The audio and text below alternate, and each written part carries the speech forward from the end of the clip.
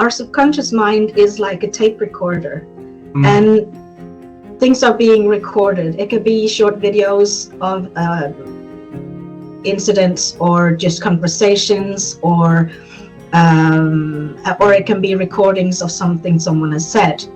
So we all have those voices in our heads, like you're not good enough, or you're too fat, or you're not going to make it, or just things like that, that when we want to do something new, it's just like, oh no, we get that.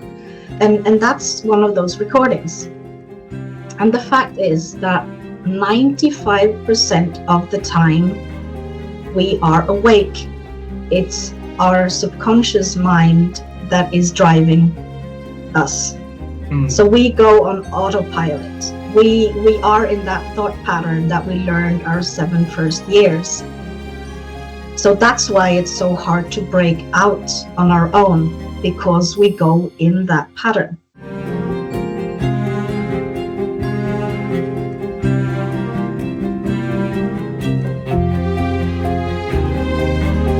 Good evening from Vietnam. Good afternoon to you, Dorrit. Thanks a lot for spending your afternoon on a beautiful and changing weather into the winter season in Norway to join and share your amazing journey to our audience around the world. And on behalf of the listener everywhere, I want to say thank you.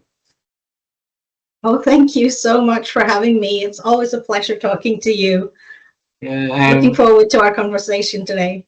Me too, me too. And you're so nice and kind to join me the previous interview and the Woman Superpower project that we've been having voice from over 3,000 people join, share videos all over the world. We're not able to process all of that. We're gonna keep on processing and sharing one by one. And also connect me with a lot of your good friends in other countries. So help us to reach out to more countries. So thank you so much, Dorrit, for being so nice and kind to help us on our quest to connect with experts and bring a word of wisdom for people around the world to our audiences. Yeah, you do important work in the world, and connections are the strongest link there is. So yeah, keep up with the good work. You're sharing sunshine and brightness throughout the world with your work. And 4.5 years ago, thank you so much for saying these things. 4.5 years ago, neither my wife nor me would be able to think that one day we'll be able to do that. And today we got locked into the official world record to be the first husband and wife team to interview expert in 7 continents.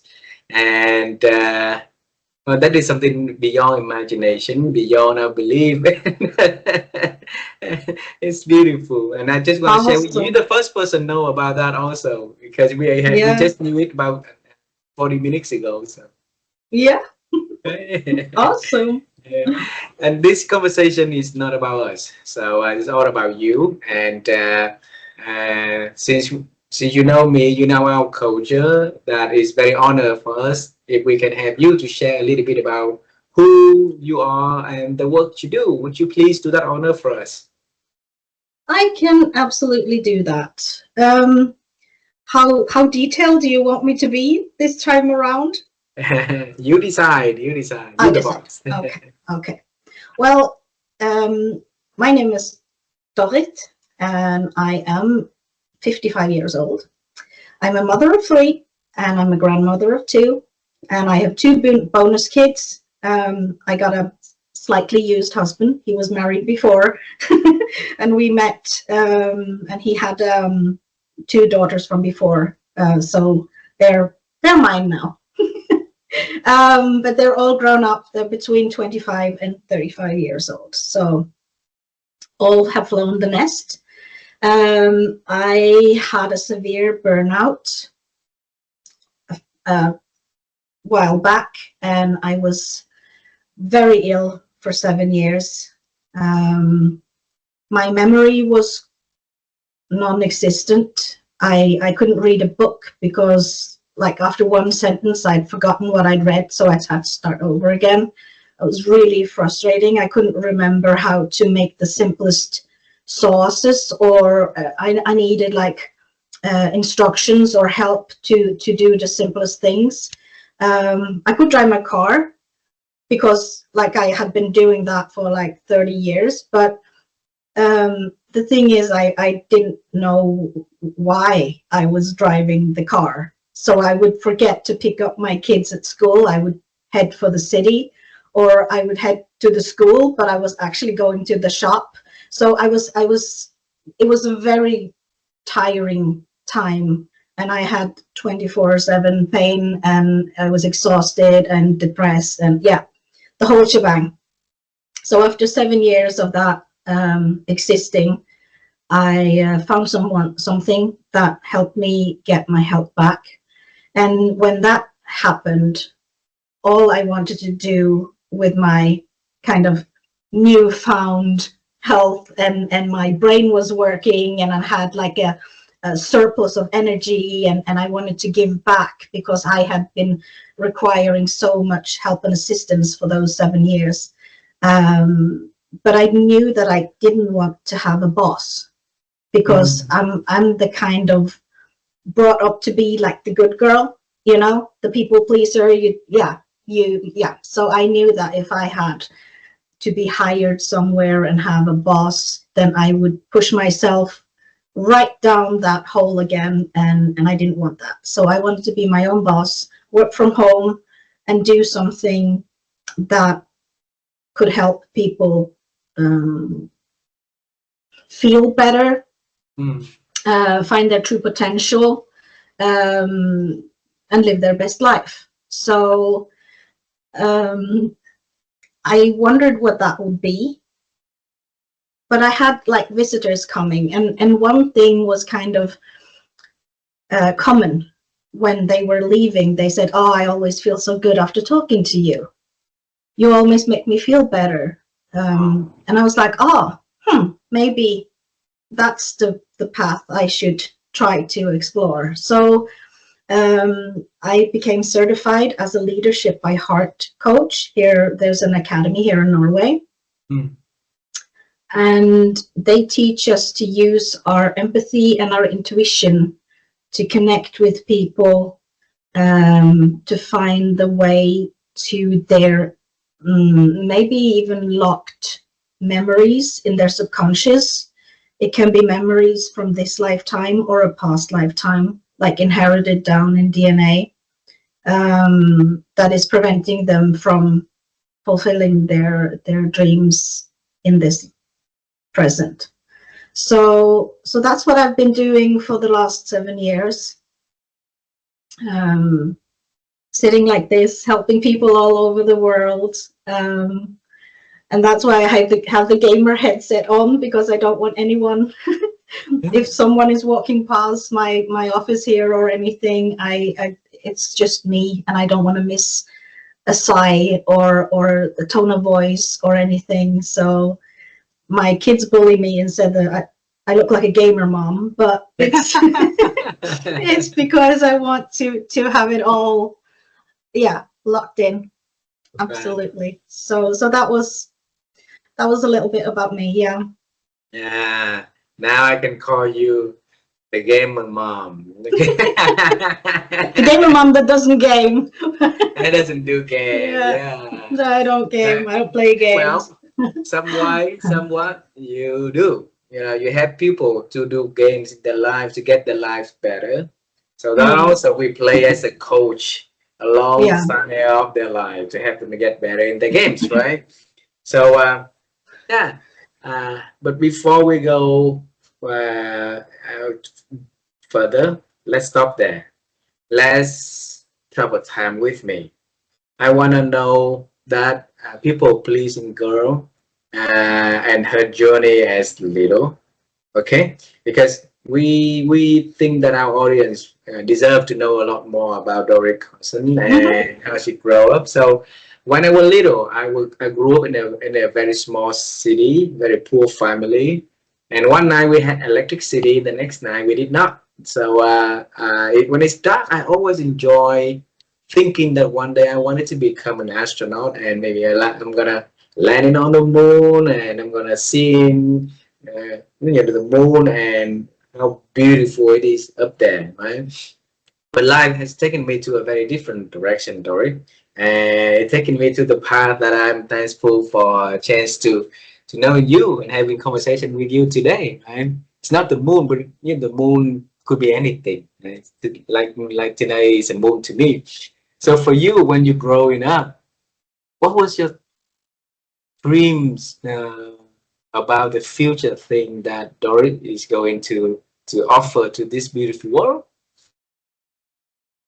I am the youngest of three siblings. My brother and sisters are 10 and 11 years older than me, so I was kind of a only child. My sister got married and moved out when I was 7. My brother went to the military when I was 7, so after that I was kind of alone. So my childhood was filled with animals. I had lovely parents that allowed me to have animals. So I had almost everything that was legal in Norway at the time. So that would be everything from like fish tank with exotic fish, or hamsters, or rabbits, or like tropical birds, or cats. But when I was around 10 years old, I really wanted a horse. And I'd been nagging my parents about a horse, but they refused. We didn't live in a house that would allow us to have a horse, and it was really expensive, and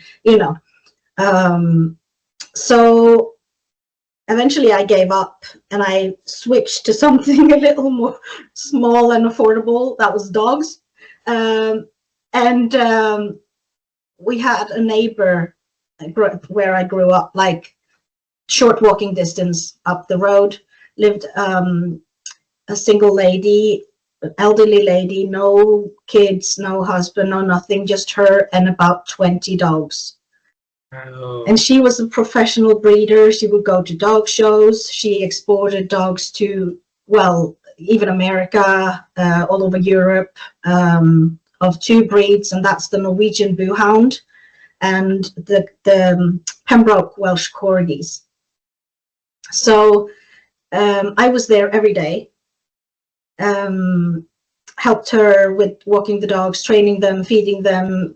When there were puppies, she had litters like several times a year, of course, and that was my dream world. So when I was 13, I got my first mixed breed dogs because my parents didn't want to give me anything expensive in case I lost interest. But 2 years later, I got my first corgi, and then 9 corgis later, I had 4 Rottweilers, and after the 4 Rottweilers, I now had like, I don't know, 15, 16 Basenjis the last 20 years. So I now work with dogs, breed Basenjis. I'm a professional breeder too, right? Go on dog shows. So I ended up becoming my neighbor. Yeah. So that's what I do, like without except from the coaching. But yeah, growing up as a people pleaser, that kind of, I'm Gen X, born in 1970, so we had to fend for ourselves. We were outside till the street lights came on. We drank water of the water hose. We had a key around our neck. Came home to an empty house. There was the parenting was different back then. So if I went into a water hole and my shoes were wet, I went home to mom, and she would put like these see-through plastic bags on my feet and just send me back out again, up in the shoes, so I didn't feel wet in the shoes. Dry socks into plastic bags, into the shoes, and out again. There was no reason for me to stay inside just because my shoes were wet. So it was kind of, I had to make dinner for my dad from very young age because I came home from school before he came home from work, and mom was working afternoons and evenings. So, Good girl. The whole thing. Yeah, the good girl thing. So I've kind of been fighting that since my burnout. Ah, I've learned and to say no, and feel good about it, to mm, preserve my energy, to preserve my yeah, to preserve me, you know, yeah. to share things on what really matters, not just exhaust myself to try to please everyone. Got it. That's yeah. Yeah, and you should, Mm, because you cannot give what you don't get. What you don't exactly. have. Mm, Yeah. So yeah. yeah, and one of the thing that burning inside of us when we want to reach out to amazing people around the world, to um, who are relentlessly helping other people to learn and grow and accelerate life, is this. Normally they are givers, right? And normally we see a lot of givers like that are living a life underappreciated, and we just want to tap in the shoulder and say, hey, we see you, we know what you do, we appreciate what you do, and we love you, and we want you to continue to doing that, because that path is an honorable and an honorable path to go. And even if nobody's saying anything, we want to say something. Okay, so Mm, so Dorrit, that's that's why we very do good. this conversation. And Mm, but bring me to the moment that when you stop your dream of wanting to have a horse and now wanting to have a dog. And then you went to the lady who is professional breeder, right? And you asked for or being part of her work, right? So yeah. why not, like go in a different way, but then, going and giving your support so that you know how to, raise dogs, how to work with dogs, and how to breed dogs. All the hard work, why not going out and just get one from somewhere? Mm. Um, for me, it's the joy of the product. Let me call it that. You know, for me, it's the process of studying the pedigrees, the health tests, finding two specimens that are very compatible, that kind of equals out each other's shortcomings, because there's no such thing as a perfect dog. Hmm. Um, like one can have a slightly longer back and one is shorter in the back. One has bigger ears and one has shorter ears. You know, just tiny things like that. So I don't match two with long backs or two with huge ears. And yeah, because we don't want to double up on the shortcomings. And also in health tests, we have some health tests results that are not even up for discussion. They are just a no, and we don't even go there. It's just, okay, that dog is out. But then we have some health test issue problems that are not so serious. So if we don't add two individuals with the same shortcomings, the issues, then they would not transfer that to their litter. So for me, it's always to improve the next generation, both in health, in anatomy, and very, very seriously in their temperament and the way that they are living their life with their families. So one of my pet peeves is breeders that don't socialize, imprint their puppies before they put them out for sale, because it's like a computer. They need programming. They need to learn a lot of stuff before they're let go out to the world. And that window for programming, that closes at 12 weeks of age. Hmm. So with our children, that window is bright open, for programming up until they're 7 years old. So it's quite like, but with the dogs, with the puppies, we have a shorter window, and a lot of stuff have to happen quite quickly, with socializing with different people, noises, places, other dogs, kids, elderly people, one person 5 persons, you know, so they get used to what life can be like out there, you know. And that's why we see so many behavioral issues on mixed breeds, especially because the breeders don't have a clue what they're doing. They get the dogs born and they give them food, and they put them up for sale when they're 7-8 weeks old.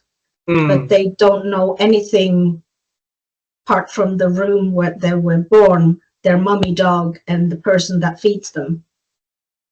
And when they're let out into the world, they're supposed to know that someone else is not a dangerous person, like a noisy 2-year-old, like woo, woo, woo. When they come, is that why does the dog bite? Well, because it doesn't understand that little noisy person. Is that a dangerous thing, you know? So that's what I'm very focused on, is the imprinting and teaching others about it. I have a course on Thinkific about it for new breeders. I've written about it in my books, my 2 books. Yeah, so I'm kind of touching on that because it transfers to us, and I'm very aware of it now that I'm working as a coach, because I use like hypnotherapy induction, so people are relaxed and into their subconscious mind. And when I get up all the memories that they have there, things that guide our everyday life, it's things that they was imprinted with up until the age of 7. Oh, yes. So many things. Yeah, they can have money issues, for instance, because they've heard their parents arguing in the kitchen over money. Right? That, yeah, money is a bad thing. Yeah. So yeah, or someone can tell their kid, oh, you're so annoying, why can't you be more like your brother? You know, your brother is so good at school, he's so good at sports, why can't you be more like your brother? You know, and that will stick to the kid as like, I'm not good enough as I am, you know, I can never compare. That can end up making him like a rebel, protesting, constantly testing boundaries, you know. I mean, yeah, it's a very, very interesting place to be in people's subconscious. Interesting. Yeah.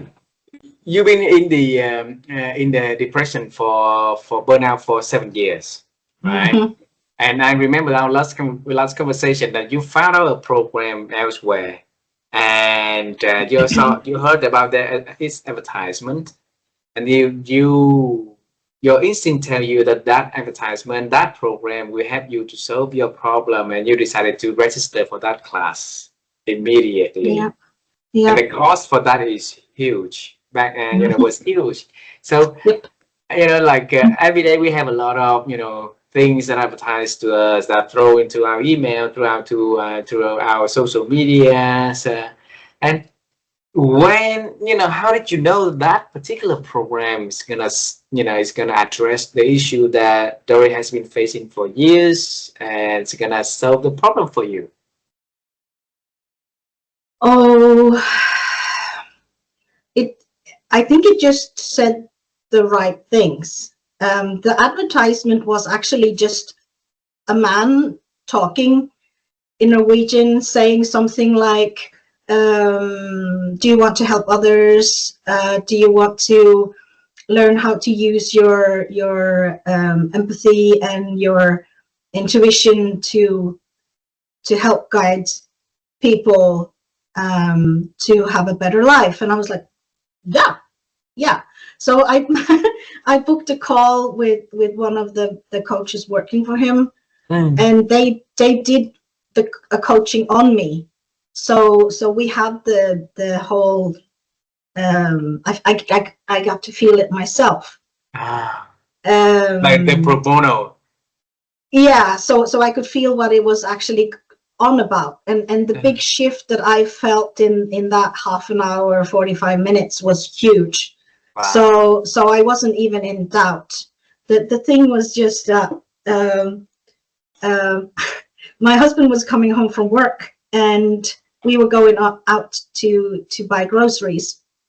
And in the middle of this conversation with this coach lady that was trying to kind of enroll me, and I was very eager to be enrolled, I have to say that, so she was not trying to convince me in any way. So I had to actually run up and hide in the bathroom while I was reading the bank details to her and do everything, because I didn't want my husband to come in and kind of interrupt the whole process. I was so determined that this is something I need to do for me, first of all, that I didn't want to tell him until after the deed was done. So I was locked in the bathroom, and he was outside like, "Are you coming? We have to go now." And I was like, "Yeah, just a minute." And I was like, "Here's my bank details." You just yeah. So that was something I secretly did, but I confessed right after. So yeah. It worth it. It worth the investment. Listen to your institute. Listen to your heart, then you feel like it works for you, and it worked for you, right? That's good. And then you move to the next stage, which is not only to heal yourself, you're helping other people. And I wanna hold on to that one a little bit, because I want to trace where it comes from. If you look at your life, right, when you had the interest, first had the interest of raising dogs, right? Then you went all deep into the process to know more of the process, to make sure that you become a master of it, and now into the healing process and becoming a coach that help people to get better. You also come in really deep into that. So was that something that in nature, that you were born with that, or the way that you got nurtured, and on the way up, and then you learn it your way? I believe it's just part of my personality. I've always worked in sales. I'm a hairdresser and a cosmetologist, so working with people have always been like touching people, helping people get better and feel better, was my initial education straight out of high school. And when I worked in like beauty shops or whatever store I worked in, people would kind of open up, like customers would just, I don't know, share their life with me. And it was just always something like that. So I have still got friends that I met like 30 years ago when I was working in a perfume shop, like selling makeup and beauty creams. She made my kids' baptism dresses, and that was in my wedding. I mean, people just naturally came to me, and even today when I go to shops to shop for something myself, customers come and say, "Do you work here?" And I'm like, "No." So they kind of see me as this person that can I don't know, that are approachable, I think, or something. I don't know. But even when I worked 10 years in a pet shop, and people came there to buy food and shampoos and toys and everything for their animals. And we had a small room with different animals too. And I was kind of managing this. And people would like come in for a package of food for their dogs. And when they left, I knew their entire story. So it's kind of always been with me, and this was things that kind of pieces of the puzzle when I decided to go into the coaching, that there must be something here that people can relate to, or they feel that it's okay to open up to me. Yeah. My wife and I, we interview amazing people around the world, right? And one of the things that we easily spot from, amazing people is the word newness. So Hmm. newness is, if you imagine change, a lot of people sitting in the passenger seat, so change happen, and then they respond to it because they've been sitting on the passenger side and not sitting in the driver's seat, right? And for amazing people, they're always sitting in the driving seat uh, to steer the car into the direction that they want, to adjust the speed and stuff like that. And newness is where, even ahead of that also,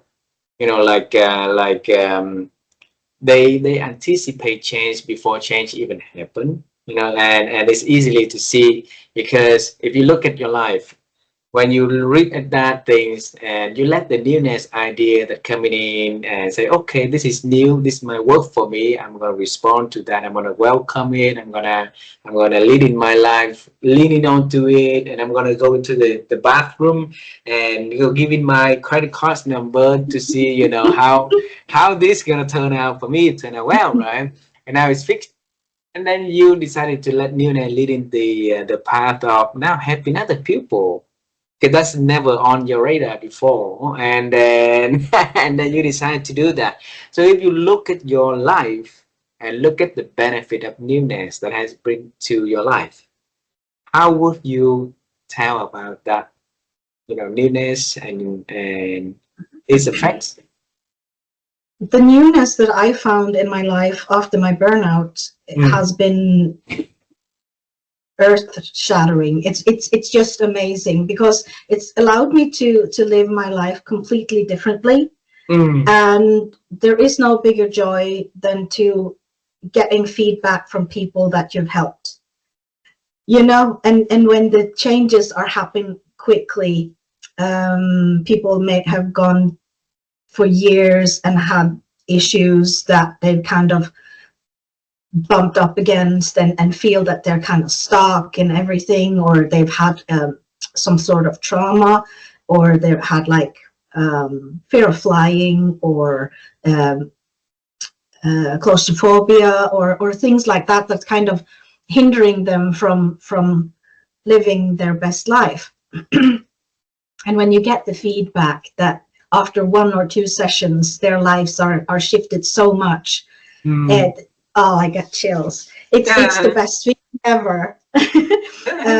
Yeah, it's there is nothing better. So the newness of me being able to share my experiences, my newness with people, and helping them weed out those issues that are holding them back and see their newness is just yeah, very rewarding. Dorrit, why is that the past is holding us back so bad like that? Why cannot we move and progress with time, but let the past holding us back?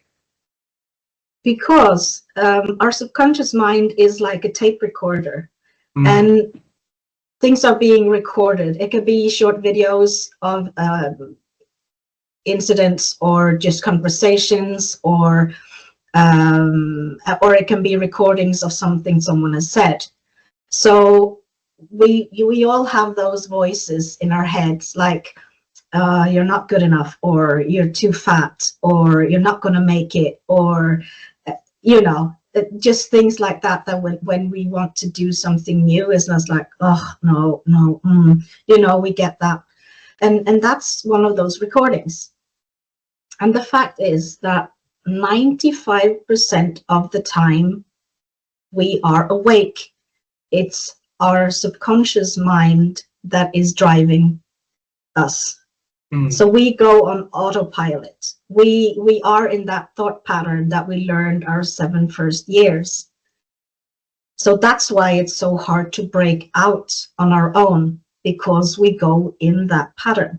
So only 5% of our awakened time is focused, conscious. We use a conscious brain to make decisions. Even when we're driving a car, and you're driving along, and your thoughts are just wandering, and you're like, oh my God, how did I end up here? You know, have I driven this far already?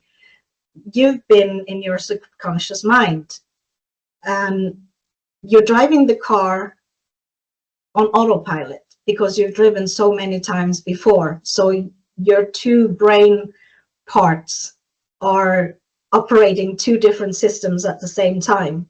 So your subconscious is driving the car and the conscious is thinking. Right? And that is why it's so effective to use the hypnotic induction and guide people with this kind of coaching, because we find that issue, we find that little memory that is stopping the progress. The only other thing that is proven to be able to shift someone's behavior is repetition. You know, learn a new thing. Like NEWNESS. When you learn, yeah, NEWNESS. So when you learn how to ride a bike, or you learn how to tie your shoes, or you learn how to eat with chopsticks, you have to practice, right? And that practice creates a pattern in your subconscious mind. So you just know how to do it. You can do it with your eyes closed, right?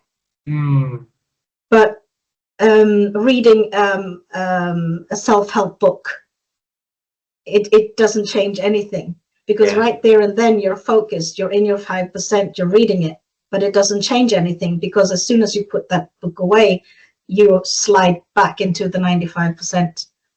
And this is why many people, unfortunately, experience problems in their relationships, because they have been maybe brought up in a certain way or something, you know. Can I share a short story about that? Yeah. Okay. There was this client of mine, and she was very frustrated. She was in her late 30s. She'd come from a long line of broken relationships. She always broke up. And it didn't help how good looking the guy was, or how much money he had, or what work he did, or nothing. After a while, she would break up. And she was very frustrated. She really wanted to have a family and stay in a relationship. And she couldn't understand why she always opted out. So we did a session, and it turned out that when she was a little girl, she was her daddy's girl. To her daddy, she was everything. She was a princess. She was up on a pedestal. She was the most amazing creature in this world to her daddy. And he did everything for her. So he would buy her the princess dresses. He would take her out for ice cream on a Tuesday. He would do whatever. And he would always say, "You are my girl. I love you so much. No one will ever love you the way that daddy loves you."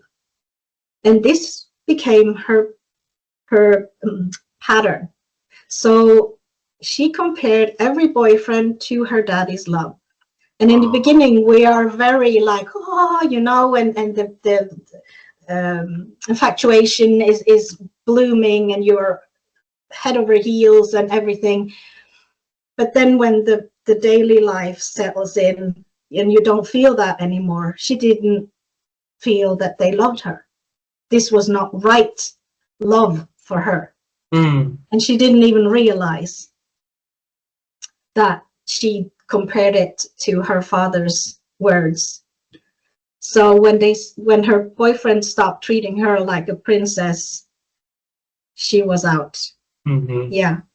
And that's what I'm talking about. She always went into that subconscious recording of her daddy, and that was her guide, you know. Yeah.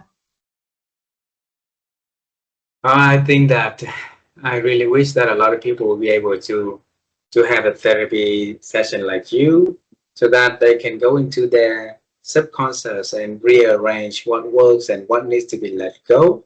And I think because otherwise we keep getting those videos rewinding and rewinding and rewinding. It's not only that it's not gonna change anything for the present and the future, but it's gonna create more issues, more traumas than helping, you know, like, yeah. Yeah, yeah. So if And someone want to get, yeah. I'm sorry, go ahead. Okay, yeah, I just wanted to clarify that the coaching that I do, the Leadership by Heart coaching, we are not the kind of coaches that tell people what to do. Because a lot of coaches says, we think you should do this, or I suggest you do that, or you should take this road in your life. We don't do that. So the only thing I tell people to do is how they are like a what's it called? Like a guided meditation to get them to relax. That's where I'm telling them to how to breathe and stuff like that. Other than that, I just ask questions. Yeah. And the first thing that comes to their mind is the right answer, and we go from there. And I use my empathy and intuition to kind of guide me. So I will often be with my eyes closed, but I like to have people on camera just in case there are some shifts, you know, just to connect with their heart to guide me. So I have no fixed questions that I ask. I have nothing that is kind of system on this. It's just me and the client and a one-on-one deep dive into what is going on in their subconscious that can be weeded out, transformed into something powerful, newness. Yeah. How many years in that newness now? 7 years in the newness. All right. Yeah. I'm gonna give you one thing new that probably you haven't heard before. Oh. Okay. If you look at your life, Yeah. 7 years old, your brother and sister left home. That's the first 7. Okay. And 7 years in the burnout, the second 7. Your business this year is in 7 years. That's a 7. So 777. Jackpot. Okay. So if you rewire your life and look at the journey now and share with us how you feel with all of that roller coaster in life, and have a fulfilling life of helping other people to reach their potential, to be confident, to rearrange their subconscious in the way that benefit them, so that they can contribute more to the world. So how do you feel? I feel amazing. To quote Linda Vectris Nichols, she said, "You are the queen of your kingdom," and I feel like I am. I am the queen of my kingdom, and I want to share that with everyone, because everyone, male or female or in between, we all have a queen inside, and we want to reign, and we want to blossom, and we want to be like, yeah, this is my life. I'm gonna do it this way. I'm not going to let anything hold me back. My no's are authentic. I want to share what I have to share, and hold back when it doesn't suit me. So yeah, I feel amazing. There is so much more happiness, energy, calmness, confidence. Yeah, so yeah, it's amazingly better. Loving the newness. So if I want to enter into that newness program and listen to the king or the prince inside of me, and let the king, that prince, to take control of their life, to my life, what baby steps should I take, Dorrit? The first step is to shut everything outside off and go inwards, to listen to your heart, because our mind is cluttered. Our mind is filled with information from everywhere, from social media, from family, from news on telly, but our heart is always true. Our heart will never steer us wrong. So meditation is a very good tool. If we have problems with, for instance, depression or anxiety, there are these forgiveness affirmations, like the O Ho'oponopono. I don't know if you're familiar with that. Okay, Not at all. okay. It's just a few short sentences that are really powerful, and while repeating it, you can, while you think about yourself and repeat those, you kind of forgive yourself for whatever reason, making a bad decision, or not fulfilling what you thought you were going to do, or whatever. So O Ho'oponopono is a very, very powerful stuff. Look it up. There are several videos on YouTube about it. I think there's one TED Talk yeah. about that also. Yeah. I got it. I didn't watch stuff. it yet. Yeah, so that's a good place to start. If there is a lot of static noise that is like interfering and you can't reach the place you want to go to, then contact a coach or someone that can help you guide you to the right place. Yeah. And if they want to reach to you, Dorrit, how do they best reach to you? I can be reached very simply on LinkedIn, on Facebook as Dorrit Karlsen Heart Guide. Yeah, on LinkedIn, Dorrit Karlsen. I've got a link tree that has all my contact information, my books and everything there. Yeah, and they can book a session for a very short, like for a very little. Okay, wonderful. Yeah. I'll make sure I put it on the notes of the video also. A few last questions for this conversation. Okay, so Dorrit, I always fascinated with the way people expand their ability to think, especially good people, amazing people, and I always wanted to share those secrets so that other people can learn through what works for amazing people. Okay, so that they can improve their ability to think. So for you, how have you been growing your ability to think over the years? That has been grown by learning to listen. I was very focused before on preparing my answers while people were still talking, but I find that when we actually listen, we hear what the real question is. You know, what's underneath. Just a simple thing. When I was working in my pet shop, I had a customer coming in, and the customer wanted a good brush and a good shampoo because their dog was shedding. But as they kept talking about this dog shedding, I understand that this is deeper. So I went into a whole thing about it doesn't help much to kind of scratch the surface, you know, like brush the dog. It doesn't help to do that if the problem is not fixed from within.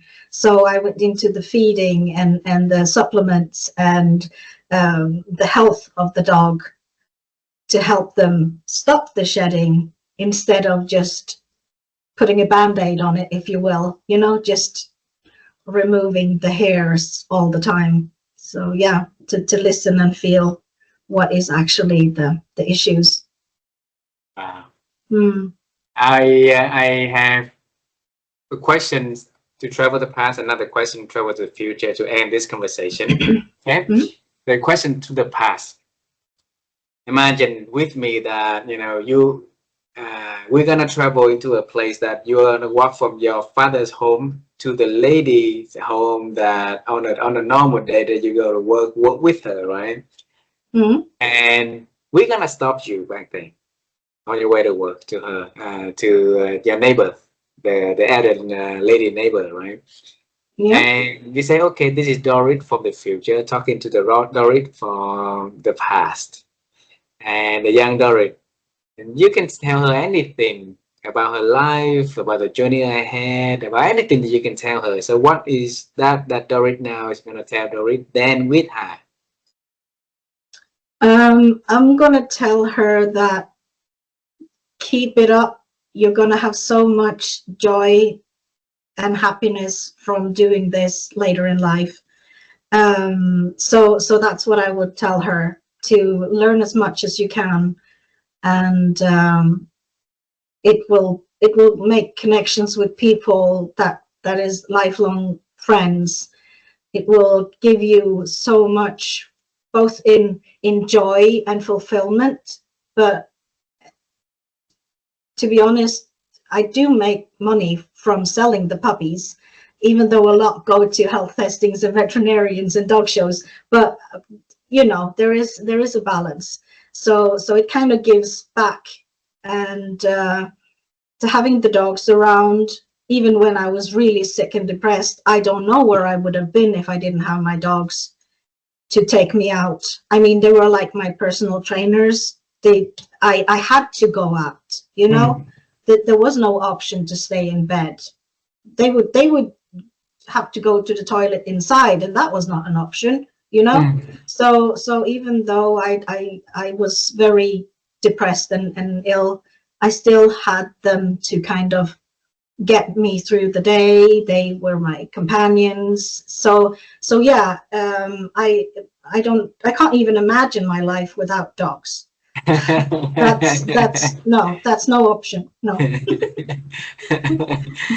I will ask the question about the horse maybe in our text message later on, because the next question I want to lead in a little bit into 2026.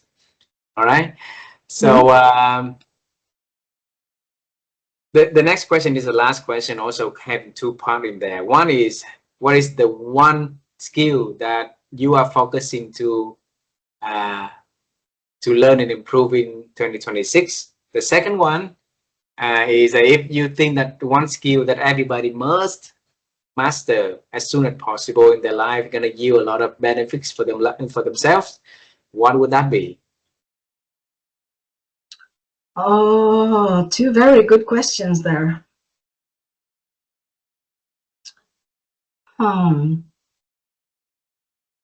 For myself, I'm working on being more organized, more structured, because I'm very emotionally guided. So I do what I feel like. I do what I feel is urgent, what I feel is necessary, and I do it like it has to be done now. So being more structured, to have things more planned out and do, yeah, that, I think that will make life easier for my husband anyway. So, that newness for 2026. that newness, yeah. But he has to adapt to my things all the time, poor man. But we've been married for 27 years, so he's hanging in there. Yeah. For people, the one thing that I feel is important is what I've touched on already, the ability to listen. Yeah, to actually listen and to ask questions and be interested in people, be curious, be involved.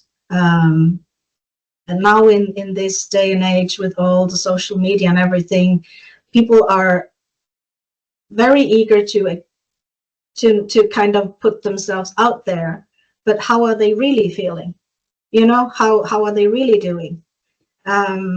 So to kind of connect with people and make those new good connections, because so we feel seen, we feel noticed in every day. We're not just floating past each other with our noses in our mobile phones. So yeah.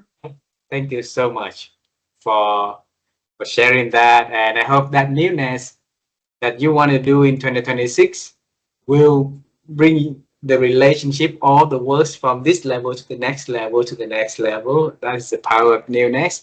And also sharing, Anna, thank you for sharing the one skill that you think people needing to improve, needing to focus, I'm sure listening and asking questions are really, really important and pay a lot of benefits for anyone, anywhere in the world.